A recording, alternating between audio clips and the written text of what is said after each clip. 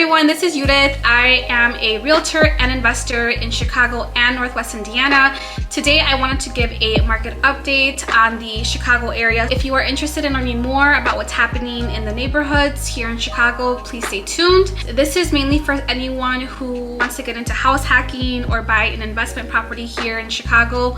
So let's get started. This is a report that came out for December of last year. Keep in mind that whenever there is information that's released, it usually lags an entire month. So today is January 31st, 2024, and this report is for December of last year. Just keep in mind that the information lags an entire month. So this was information released by the Chicago Association of Realtors, and it is pretty much just proving to us that the housing market is still not in good condition. The number of listings is significantly down. So we were down in December 15%. Now keep in mind that this is from December of 2023 compared to December of 2022. So listings were down 15%, and with that, the number of homes that were under contract were, oh wow, that's actually really interesting. They were actually up 1.7%. It was so quick for me to say down because usually the number of homes that are under contract have been consistently down, but they were actually up 1.7%. And then we are down in inventory levels 26%. Usually during the winter time, properties stay on the market longer, but here they're saying that they were actually down, meaning that the number of days that the house was on the market was quicker. They sold quicker, which is actually really good considering the fact that we're in the winter time, and usually during the winter time, activity tends to slow down. The months of supply of inventory was also down to 2.3 months. Now keep in mind that anything below 5 months is considered a seller's market. So we're still in a seller's market because inventory is only 2.3 months, which is still very, very, very low. And here it has that, the low inventory is impacting buyers that are wanting to move because there is just so little to select from. There's not a lot of options. And I wanted to point this graph that I found on Redfin. So Redfin Analytics is actually a really, really good place to go if you do want more detailed information on a specific area. And so here is some really interesting information that I haven't heard anyone mention. Our inventory is really low. It's sitting at 2.3 months, which is an indicator that we are still in a seller's market. But what's really interesting is if you look here, December of last year, the number of homes that we had for sale was 13,280 homes. Now, if you look back on this graph, the last time we had inventory that low was in December of 2021, and even then we still had 14,000 homes on the market. You have not seen that number. You've never seen that number, actually. It's kind of wild that we've never seen this low of inventory in Chicago. This is even lower than what it was during the pandemic in December of 2020. So we're just going lower and lower and lower in the number of listings and the number of people that want to sell their homes.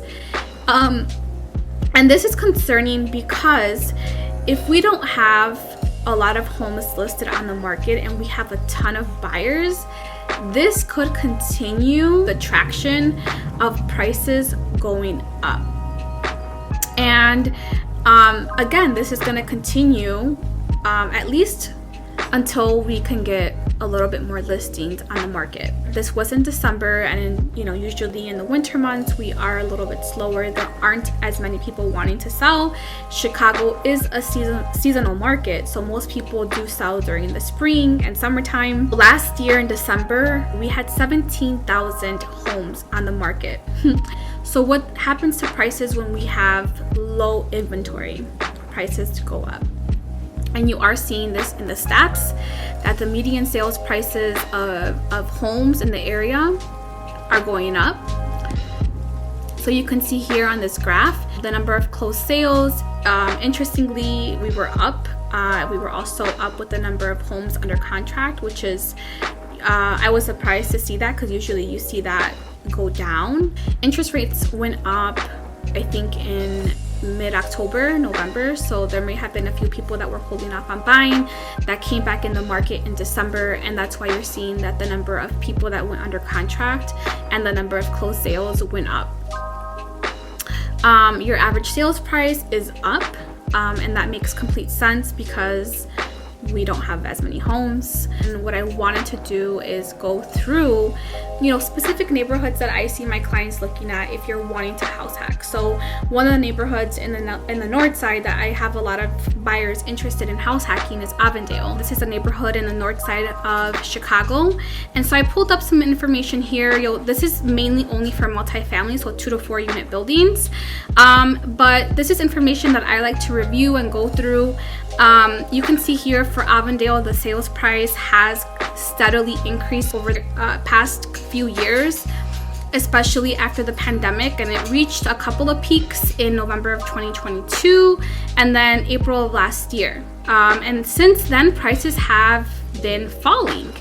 And what's interesting here is that the number of homes listed on the market has also been falling. So as of December, we only had 27 homes listed.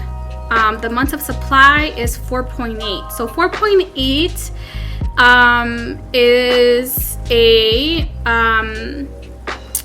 is almost like a buyer's market, because once you get it up to inventory levels of 5 or more, then you enter in a seller's market. And you can see that because prices have been falling. So because the homes are staying on the market, there is more options for buyers.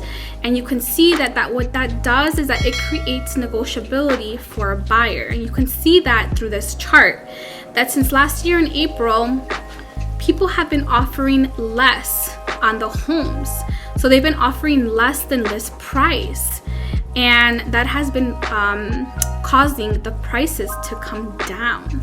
So it almost looks like in Avondale, it's in that specific neighborhood, it's almost becoming like a buyer's market. So it's not as advantageous to sellers. I mean, obviously they'll sell their home, and you can see here that the market time for a home since March of last year has gone up. That means that it's taking a longer time for sellers to sell their home. You went from 50 days, that's about a month and a half, to almost 2.5 months, 2 months. So Avondale is an interesting place to look at, and there is a lot more negotiability in this area because there's just more to choose from. So again, you have to look at each neighborhood, because you have to look at things at a micro level, because every neighborhood is so different. So the other one that I want to look at is Bridgeport. So Bridgeport, I have a lot of clients who look in the area because they want to buy, to rehab. Bridgeport is a really nice area. I used to live there a few years ago. And so there is, definitely, a lot of investors going into the area. But you can see here the sales price in Bridgeport has been slightly coming down since June of 2022. So last year we were around 450. So this is the median sales price. And then the number of homes for sale has gone down. So there's not a lot of options here. And then the months of supply is also 4. So 4 is, I would say, also not bad. again, when you reach 5, you're like at a seller, you're in a seller's market. So it's not bad. I would say that there's probably a lot more negotiability in this area. And then your market time here. So your market time has been steadily going down. So before, a couple years ago, it took almost a little bit over 3 months to sell a building in Bridgeport, and now it's down to like around a month and a half, which isn't too bad, almost 2 months. So that's pretty good for Bridgeport. As of December of 2023, you only have 20 buildings in Bridgeport. So there's not a lot of inventory. Your months of supply is 4, which isn't horrible.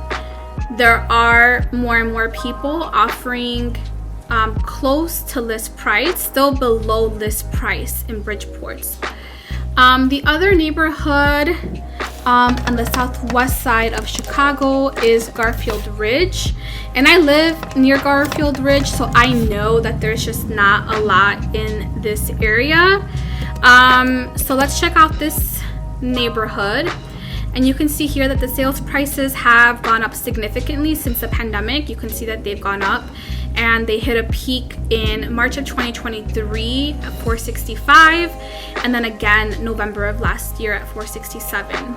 So prices have been going up. The number of homes for sale buildings is like nothing. There was one, and it's so there's really nothing available in Garfield Ridge. They've had one listing since June of last year. And you can see here the month of supply is literally nothing. It's 0.7. And then the percentage of offers. So this basically is just how close to list price buyers are making offers. And you can see here that, you know, there are some buyers who are offering more than list price just because there's nothing in the market, so there's more competition. The other area that I think has been up and coming is Brighton Park. So Brighton Park, you can see here that the prices have been going up, and they had just a few peaks but nothing major. June of 2023, 310, and then August of 2023, 310 as well. And then the homes for sale in this area for buildings, you have around 23 as of last year. Months of supply is 3, so that's pretty low. That's a pretty strong seller's market. And you can see here that people have been offering less than list price. This could be, you know, if the house needs a lot of work, you know, they probably asked for concessions or a lower purchase price. Market time, so this is not too bad. I mean, it's held up between 60 to 85 days, which isn't too bad.